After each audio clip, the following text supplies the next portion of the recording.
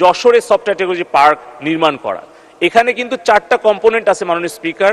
একটা হচ্ছে software technology park, 12 তলা বিশিষ্ট 2,32,000 স্কোয়ার ফিট, যেখানে আমাদের একটা ফ্লোর আছে স্টার্ট আপ, আরেকটা ফ্লোর আছে প্ল্যাগ অ্যান্ড প্লে, যেটা সরকার পরিচালনা করে। বিনা পয়সায় স্টার্ট আপদেরকে সেখানে প্রশিক্ষণ এবং ইনকিউবেশনের ব্যবস্থা করা হয়।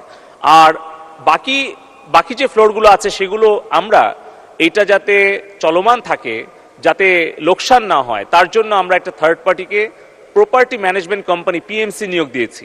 এর জন্য তো মাননীয় স্পিকার, মাননীয় সংসদ সদস্যর প্রশংসা করা উচিত যে আমরা একটা স্মার্ট অ্যাপ্রোচ নিয়েছি। আপনি খেয়াল করে দেখবেন সরকারের অসংখ্য ভবন এবং অবকাঠামো পড়ে আছে, অপচয় হচ্ছে অনেক সরকারি জনগণের ট্যাক্সের পয়সা, কিন্তু যশোর থেকে আমাদের 5 বছরে কিন্তু 1 পয়সা আর বিনিয়োগ করতে হয়নি, বরঞ্চ আমরা যে 18% আমরা আয়ের থেকে লভ্যাংশ পাচ্ছি, সেখানে 1200 তরুণ